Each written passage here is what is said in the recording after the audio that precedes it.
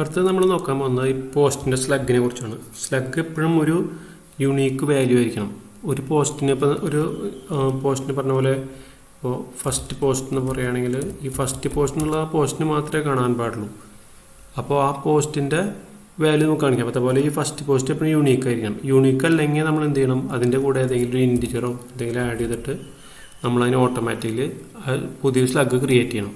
അപ്പോൾ അതിന് വേണ്ടി നമ്മളൊരു ഫംഗ്ഷൻ ക്രിയേറ്റ് ചെയ്യാം. അതാണ് ഇപ്പോൾ ഇതിൽ ചെയ്യാൻ പോകുന്നത്. അപ്പോൾ അതിന് വേണ്ടി നമ്മൾ ചെയ്യുന്നത് ഇവിടെ അഡ്മിൻ ഹെൽപ്പർ എന്നുള്ള നമ്മളൊരു ഫയലുണ്ട്. നമ്മുടെ അഡ്മിൻ ഹെൽപ്പർ ഫയൽ പറഞ്ഞ് ക്രിയേറ്റ് ചെയ്തിട്ടുണ്ട്. അപ്പോൾ ഇതിൽ നമുക്കൊരു ഫംഗ്ഷൻ ക്രിയേറ്റ് ചെയ്യാം. നമുക്ക് ഒരു പേര് കൊടുക്കാം, ഫംഗ്ഷൻ്റെ പേര് കൊടുക്കാം. ഫംഗ്ഷൻ ഈ സ്ലഗ് എക്സിസ്റ്റ്, അങ്ങനെ ഒരു ഫംഗ്ഷൻ്റെ പേര് കൊടുക്കാം.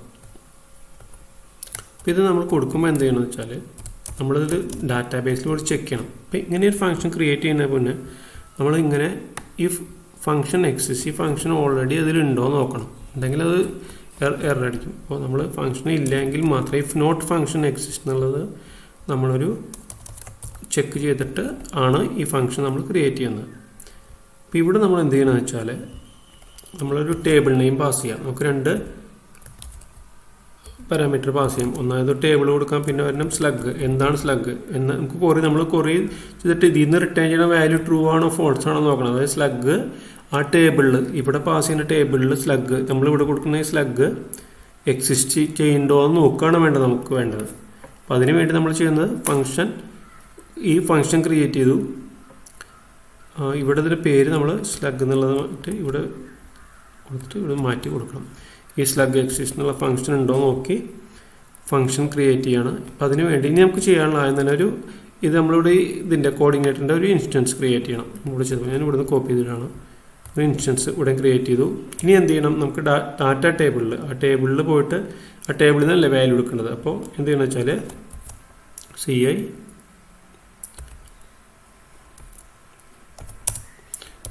DB ഫ്രം ഏത് ടേബിളാണ്,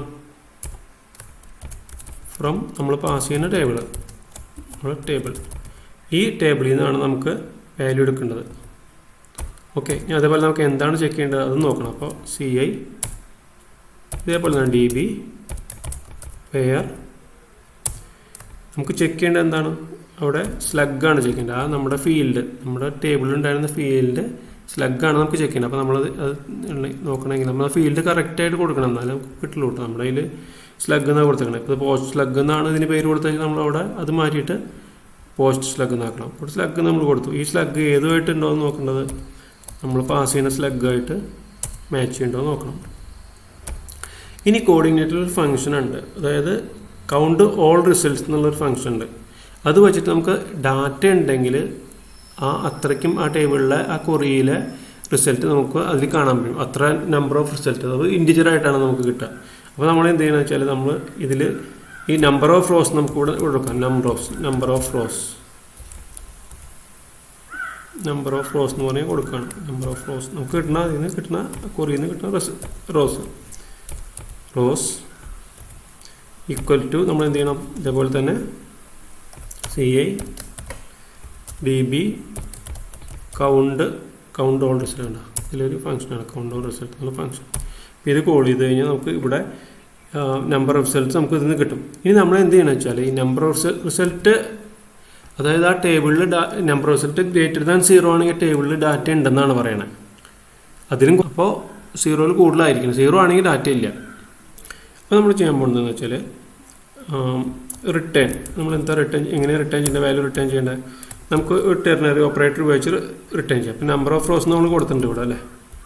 number of rows greater than 0 ആണെങ്കിൽ നമ്മൾ എന്ത് ചെയ്യണം, വാല്യൂ ട്രൂ എന്ന് കൊടുക്കണം, അല്ലെങ്കിൽ ഫോൾസ് കൊടുക്കണം.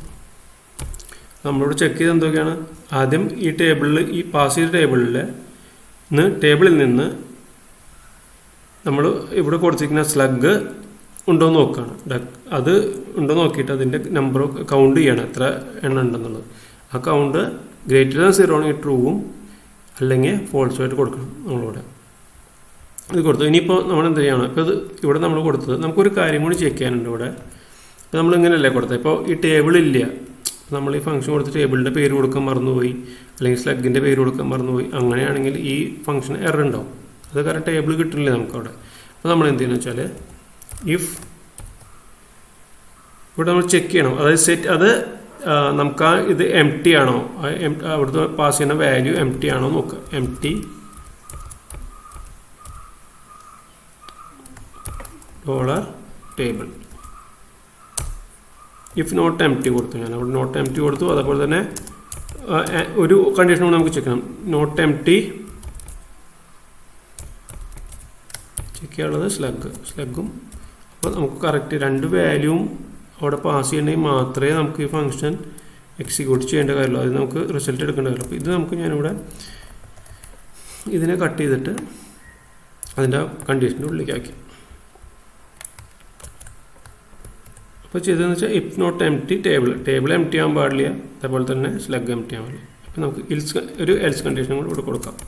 അതായത് ഇനിയിപ്പോൾ ഇതൊന്നുമില്ല, അത് empty not empty ആണെങ്കിൽ മാത്രമേ, എം ടി ആണെങ്കിൽ നമുക്ക് എപ്പോഴും റിട്ടേൺ നമുക്ക് ട്രൂ ആയിട്ട് കാണിക്കാം, അത്രയേ ഉള്ളൂ. അപ്പോൾ ഈ ഫംഗ്ഷൻ അപ്പോൾ ഈ ഫംഗ്ഷൻ റിട്ടേൺ ചെയ്യുന്ന വാല്യൂ ഒന്ന് ടേബിളിൽ ചെക്ക് ചെയ്തിട്ട് അതിൻ്റെ അനുസരിച്ചുള്ള കണ്ടീഷൻ അനുസരിച്ച് ചെക്ക് ചെയ്യും, അല്ലെങ്കിൽ എപ്പോഴും ഓൾവേസ് റിട്ടേൺ ട്രൂ ആയിരിക്കും. അപ്പോൾ നമ്മൾ ഈ ഫംഗ്ഷനാണ് നമ്മളിനി അതിൽ യൂസ് ചെയ്യാൻ പോകുന്നത്. നമ്മുടെ ഇതിൻ്റെ കൂടെ സ്ലഗ് എക്സിസ്റ്റ് ചെയ്യുന്നുണ്ടോയെന്ന് നമുക്ക് നോക്കണം, ചെക്ക് ചെയ്യണം. അപ്പോൾ അതിനുവേണ്ടി നമ്മൾ ഇവിടുന്ന് സബ്മിറ്റ് ചെയ്യുന്ന സമയത്ത് നമ്മൾ ഇതിൽ പോയി നോക്കും. അതിൽ മുന്നേ നമുക്ക് ഇനി ഒരു പോസ്റ്റ് മോഡലും കൂടി ക്രിയേറ്റ് ചെയ്യാനുണ്ട് അല്ലേ. ഞാനൊരു പോസ്റ്റ് മോഡൽ നമ്മുടെ ടാഗ് മോഡലിനെ കോപ്പി ചെയ്തിട്ട് പോസ്റ്റ് മോഡൽ ക്രിയേറ്റ് ചെയ്തിട്ടുണ്ട്, കാണിച്ചു തരാം. അവിടെ പോസ്റ്റ് മോഡൽ കണ്ടില്ലേ. അപ്പോൾ ഈ പോസ്റ്റ് മോഡലിൽ അതേപോലെ തന്നെ ഫസ്റ്റ് പോസ്റ്റ് മോഡലിനെ കോപ്പി ചെയ്തു, പോസ്റ്റ് മോഡൽ CI മോഡലിൽ നിന്ന് നമ്മൾ ചെയ്തു. അതേപോലെ ഇൻപുട്ട് വാല്യൂസ് എന്ന് പറഞ്ഞാൽ നമ്മൾ ടാഗ് മോഡലിലൊക്കെ ചെയ്ത അതേ മെത്തേഡ് തന്നെ. ഇവിടെ നമ്മൾ അവിടുന്ന് പോസ്റ്റ് ചെയ്യണ വാല്യൂസ് ഇതൊക്കെ ഈ ടൈറ്റിൽ, ഡിസ്ക്രിപ്ഷൻ, സ്റ്റാറ്റസ്, സ്ലഗ് ഇതൊക്കെ വരുന്നത് നമ്മുടെ ടേബിളിലെ ഫീൽഡുകളാണ്. ആ ടേബിളിലെ ഫീൽഡുമായിട്ട് മാച്ച് ചെയ്യണം നമ്മൾ ഇതിൽ വരുന്നത്. നമുക്ക് നോക്കിയാലും title, description, short description, category ID ഒന്നാമത്തെ അല്ലേ, description, short description, category ID, language ID, user ID, publish date, show image കാണിക്കണമെന്നുള്ളതൊക്കെ. ഈ ടാഗ് നമുക്ക് എന്താ വെച്ചാൽ ഒരു അറേയാണ്, നമുക്കത് വേറൊരു ടേബിളിലേക്കാണ് സെറ്റ് ചെയ്യുന്നത്. അപ്പോൾ നമുക്ക് ഇവിടെ കൊടുക്കുന്നില്ല ഞാനത്, അതാണ് അത് കമൻറ്റ് ചെയ്തിട്ടത്. പിന്നെ ബാക്കിയെല്ലാം ടൈറ്റിൽ നമ്മൾ അവിടെ ഇരുന്ന വാല്യൂ അവിടുന്ന് ആ നെയിം കൊടുത്തിട്ടില്ലേ, ഓരോ ഫീൽഡിന് നെയിം കൊടുത്തിട്ടുണ്ട് നമ്മൾ. ആ നെയിമാണ് ഇവിടെ നമുക്ക് കൊടുക്കേണ്ടത്. ഇവിടെ ഒരു നെയിം ടൈറ്റിലാണ്, ഇവിടെ നെയിം കണ്ടൻറ്റാണ്, രണ്ടാമത്തെ നെയിം കണ്ടൻറ്റ് എന്നുള്ളത് ഡിസ്ക്രിപ്ഷൻ അല്ലാതെ വരുന്നത്. അപ്പോൾ അവിടെ നമ്മൾ എന്ത് ചെയ്യുന്നത് വെച്ചാൽ ഡിസ്ക്രിപ്ഷൻ അല്ലാതെ കണ്ടൻറ്റാണ് വരുന്നത്. ഇവിടെ ഈ വാല്യൂ നെയിം ഇവിടുന്ന് പാസ് ചെയ്യുന്ന വാല്യൂ ആയിരിക്കണം. അതേപോലെ വിസിബിലിറ്റി നമ്മൾ നോക്കണം. വിസിബിലിറ്റി എന്ന് പറയുമ്പോൾ നമ്മളിവിടെ പിന്നെ ഒരു എക്സെപ്റ്റ് ഉണ്ട്, അത് ഷോർട്ട് ഡിസ്ക്രിപ്ഷൻ ഇവിടെ കണ്ടൻറ്റ് വേറെ വന്നിട്ടുണ്ട്. അപ്പോൾ അതാണ് അത് ഡബിളായിട്ട് വന്നിട്ടുണ്ട്. അപ്പോൾ നമുക്ക് ഡിലീറ്റ് കളയാൻ പറഞ്ഞാൽ ഞാനത് ചെയ്തപ്പോൾ അത് മാറിപ്പോയതാണ്. അപ്പോൾ എക്സെപ്റ്റാണ് ഷോർട്ട് ഡിസ്ക്രിപ്ഷൻ. പിന്നെ കാറ്റഗറി ID തന്നെ. പിന്നെ നമ്മളിവിടെ ഒരു യൂസർ ID ഉണ്ട് ടേബിളിൽ, നമ്മുടെ ടേബിളിൽ ഒരു യൂസർ IDയും കൂടി ഉണ്ട്. അപ്പോൾ യൂസർ ID എന്തിനു വേണ്ടി യൂസ് ചെയ്യുന്നത് വെച്ചാൽ ഏത് യൂസറാണ്, ലോഗിൻ ചെയ്ത ഏത് യൂസറാണ് ആ പോസ്റ്റ് ക്രിയേറ്റ് ചെയ്തതെന്ന് അറിയാൻ വേണ്ടിയാണ്. അപ്പോൾ നമ്മൾ എന്ത് ചെയ്യണമെന്ന് വെച്ചാൽ നമ്മൾ ലോഗിൻ ചെയ്യുമ്പോൾ നമുക്കൊരു യൂസർ ID സെഷനിൽ സെറ്റ് ചെയ്യുന്നുണ്ട്. അപ്പോൾ ഇത് ഓൾറെഡി ലോഗിൻ ചെയ്ത യൂസറാണ് ഇതിൻ്റെ ഉള്ളിലുള്ളത്. അപ്പോൾ നമ്മൾ എന്ത് ചെയ്യണം, യൂസർ ID എന്ന് പറഞ്ഞാൽ this session has user ID.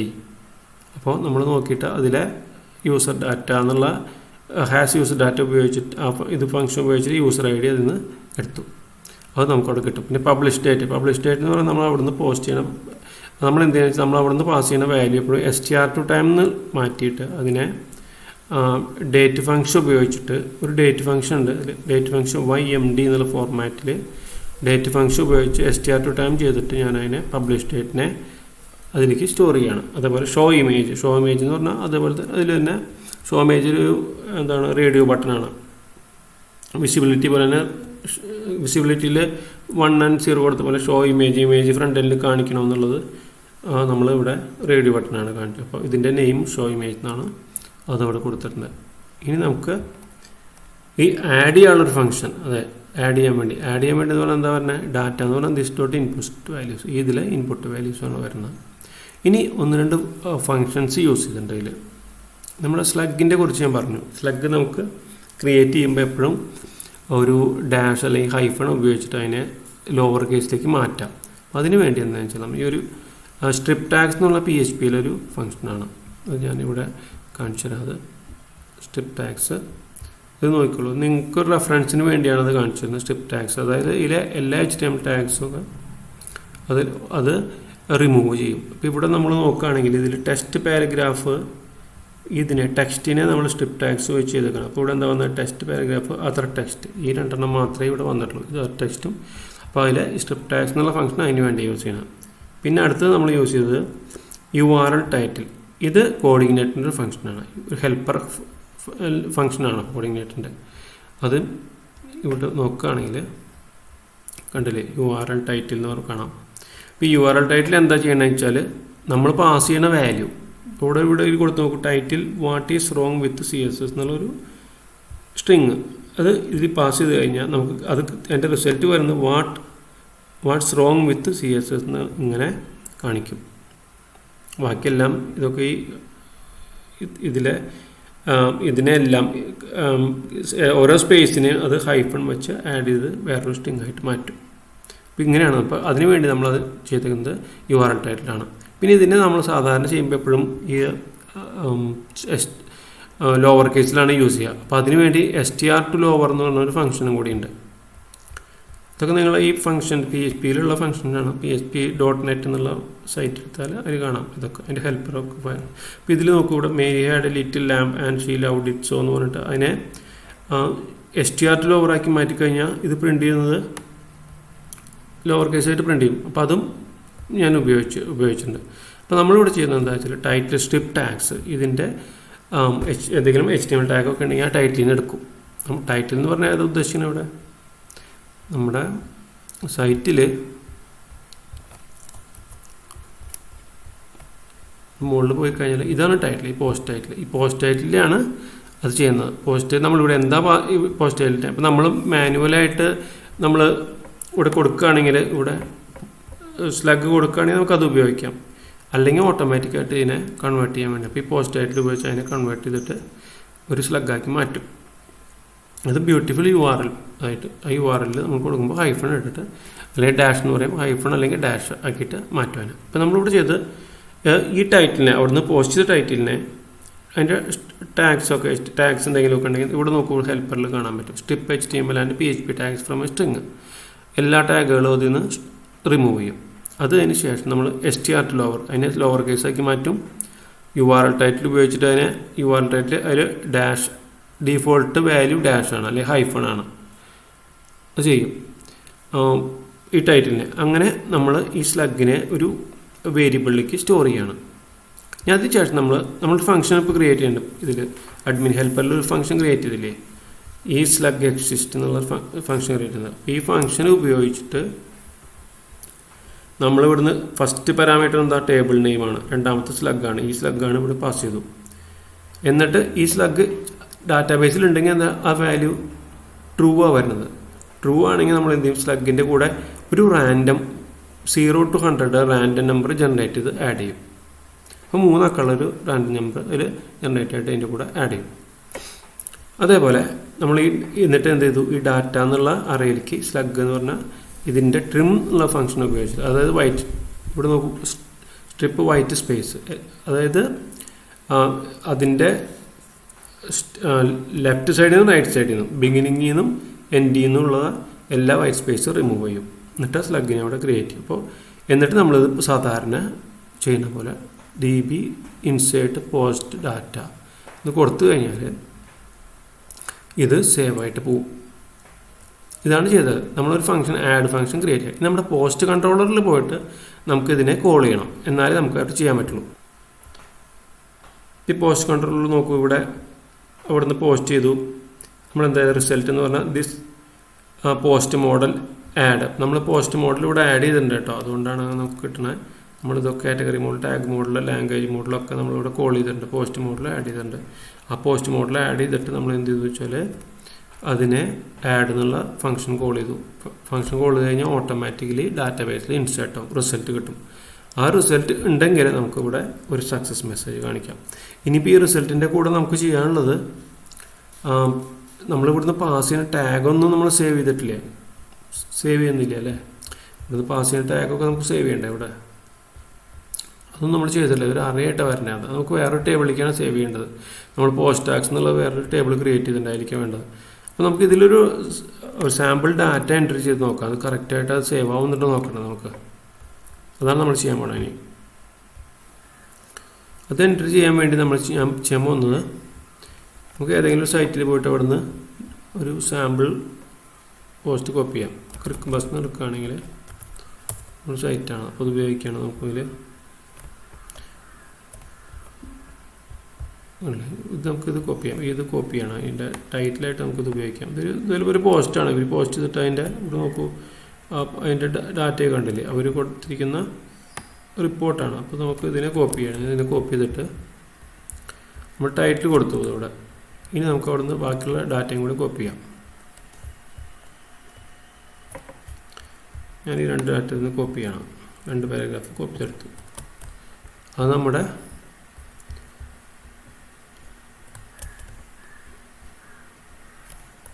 സെൻറ്ററായി പോയല്ലോ, അത് നോക്കാം, നമുക്ക് മാറ്റാതെ.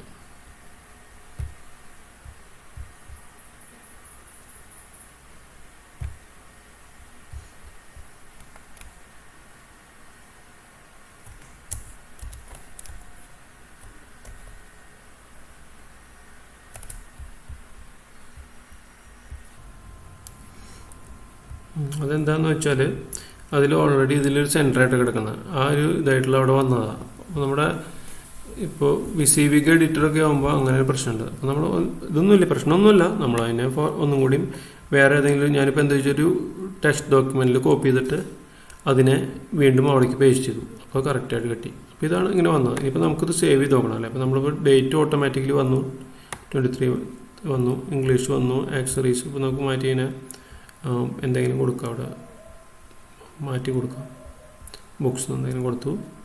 ഈ സ്ലഗ് നമുക്കിപ്പോൾ ഒന്നും ചെയ്തിട്ടില്ല, അപ്പോൾ ഓട്ടോമാറ്റിക്കലി സ്ലഗ് അവിടെ ക്രിയേറ്റ് ആവും. അത് നമുക്ക് നോക്കാം, അത് ക്രിയേറ്റ് ആവുന്നുണ്ടോ എന്നുള്ളത്. സബ്മിറ്റ് ചെയ്യണം. അപ്പോൾ പോസ്റ്റ് കണ്ടില്ലേ, പോസ്റ്റ് ആഡ് സക്സസ്ഫുള്ളി എന്ന് പറഞ്ഞിട്ട് മെസ്സേജ് വന്നു. നമുക്ക് ടേബിളിൽ പോയിട്ട് ചെക്ക് ചെയ്യണം അത് വന്നിട്ടുണ്ടോ എന്ന് കറക്റ്റായിട്ട്. അപ്പോൾ ഈ ഇതിൽ പോയിട്ട് ഇവിടെ റിഫ്രഷ് ചെയ്ത് നോക്കുക. ആണല്ലേ, ടേബിളിൽ ഡാറ്റ വന്നിട്ടുണ്ട്. ഇതൊക്കെ ഇപ്പോൾ നമ്മളിത് എഡിറ്റ് ചെയ്യാൻ നോക്കുകയാണെങ്കിൽ ഇവിടെ എഡിറ്റ് എടുത്ത് നോക്കണം. ഇപ്പോൾ ആ എഡിറ്ററിൽ നിന്ന് കറക്റ്റായിട്ട് ഫോർമാറ്റൊക്കെ ചെയ്തിട്ട് ഇവിടെ ഡാറ്റ ഇവിടെ വന്നിട്ടുണ്ട്. അതേപോലെ അതിൻ്റെ ടൈറ്റിൽ വന്നിട്ടുണ്ട്.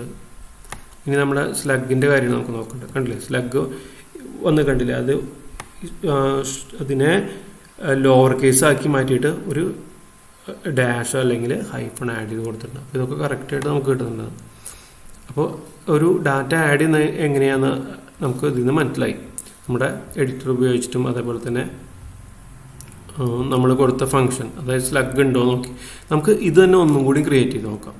ഈ സംഭവം തന്നെ നമുക്ക് ഒന്നും, ഇപ്പോൾ സ്ലഗ് വേറൊരു സ്ലഗായിട്ട് ക്രിയേറ്റ് ചെയ്യേണ്ടതെന്ന് അറിയണ്ട നമുക്ക്. അപ്പോൾ ഞാൻ എന്താ ചെയ്യണമെന്ന് വെച്ചാൽ ഇതിൻ്റെ ഹെഡിങ് ഒന്നും കൂടി നമ്മൾ, ഇതിപ്പോൾ ഓട്ടോമാറ്റിക്കലിയാണ് നമ്മുടെ സ്ലഗ് ക്രിയേറ്റ് ആവുന്നത് കേട്ടോ. അതിൽ വേറൊരു കാര്യം കൂടി നമുക്ക് ചെക്ക് ചെയ്യേണ്ട കണ്ടീഷൻ, നമ്മൾ മാനുവലായിട്ട് സ്ലഗ് കൊടുക്കുകയാണെങ്കിൽ നമുക്ക് ഈ ഓട്ടോമാറ്റിക് ക്രിയേഷൻ നമുക്ക് എടുത്ത് കളയണം. അപ്പോൾ ഞാൻ ഇവിടെ ഡാറ്റ ഇതേപോലെ തന്നെ ഇവിടുന്ന് ഞാനിത് കോപ്പി ചെയ്ത ഡാറ്റ ഇവിടുന്ന് എടുക്കുകയാണ്.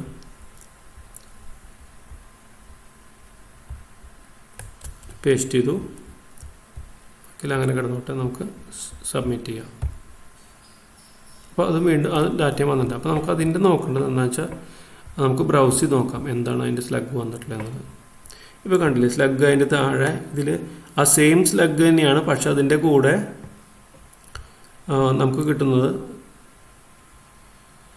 ഡിഫറൻസ് അഗെയിനിൻ്റെ കൂടെ ഒരു നമ്പർ നമുക്ക് 776. അപ്പോൾ ഇത് സ്ലഗ് വേറെയാണ്. പോസ്റ്റിൻ്റെ കണ്ടൻറ്റ് ബാക്കി കാര്യങ്ങളൊക്കെ സെയിം ആണെങ്കിലും സ്ലഗ് വേറെയാണ്. അപ്പോൾ അത് ഡിഫറെൻറ്റ് പോസ്റ്റായിട്ട് അത് ട്രീറ്റ് ചെയ്യാം. അപ്പോൾ അതിന് വേണ്ടിയാണ് നമ്മൾ ആ ഒരു ഫംഗ്ഷൻ ഉപയോഗിച്ചത്. റാൻഡ് എന്നുള്ളൊരു ഫംഗ്ഷൻ ഉപയോഗിച്ചില്ലേ നമ്മളിവിടെ. ഇതിൻ്റെ കൂടെ ഒരു ഫംഗ്ഷൻ ഉപയോഗിക്കേണ്ടേ 0 to 1000 വരെയുള്ള വാല്യൂ കൊടുത്തിട്ട് ഓട്ടോമാറ്റിക്. അപ്പോൾ നമ്മൾ ഇത്ര ചെയ്തൊക്കെ കറക്റ്റായിട്ട് വരുന്നുണ്ട്. ഇനി നമുക്കിതിൽ ചെയ്യാനുള്ള എന്താ വെച്ചാൽ, ഇനി ഫയൽ അപ്ലോഡ് ഉണ്ട് നമ്മുടെ കയ്യിൽ. നമ്മൾ ആഡ് പോസ്റ്റ് കൂടെ എടുക്കാം അല്ലേ. ഈ ഫയൽ അപ്ലോഡ് നമ്മൾ ചെയ്തിട്ടില്ല. അതേപോലെ അതിനുവേണ്ടി നമ്മൾ പിന്നെ അപ്ലോഡിങ് ക്ലാസ് ഉണ്ട്, ഈ കോർഡിനേറ്ററിൻ്റെ ക്ലാസ് ഉണ്ട്. ഇത് ഉപയോഗിച്ച് നമുക്ക് ഫയൽ അപ്ലോഡ് ചെയ്യാം. അതേപോലെ തന്നെ ഈ ഫയൽ അപ്ലോഡിന് ശേഷം നമുക്ക് ടാഗുകൾ ടാഗ്സ് ഒന്നിൽ കൂടുതൽ ടാഗ് ഉണ്ട്, അത് നമുക്ക് വേറൊരു ടേബിളിലേക്ക് സേവ് ചെയ്യണം. അപ്പോൾ ആ ടേബിളും കൂടി ഉപയോഗിച്ച് നമുക്ക് ഇതിലെടുത്തിട്ട് മൈ ബ്ലോഗ് എടുക്കുകയാണെങ്കിൽ അതിൽ വേറെ പോസ്റ്റ് ടാഗ്സ് എന്നുള്ള ടേബിളായാലും കൂടി നമുക്ക് അത് നമുക്ക് അടുത്തതിൽ നോക്കാം. ഈ അപ്ലോഡും ഇതും അപ്ലോഡ് ചെയ്യുന്നത് എങ്ങനെയാണ്, അത് എങ്ങനെയാണ് അതിൻ്റെ ബാക്കി കാര്യങ്ങളൊക്കെ സെറ്റ് ചെയ്യണം നമുക്ക് അടുത്തതിൽ നോക്കാം. അപ്പോൾ ഇത്ര നിങ്ങൾക്ക് മനസ്സിലായിട്ടുണ്ടാവുമെന്ന് വിചാരിക്കുന്നു. അത് ചെയ്ത് നോക്കി കഴിഞ്ഞാൽ എന്തെങ്കിലും ഡൗട്ട്സ് എന്തെങ്കിലും ഉണ്ടെങ്കിൽ നിങ്ങൾ കമൻറ്റിൽ ആഡ് ചെയ്താൽ ഞാൻ അത് ചെക്ക് ചെയ്യാം. Thank you.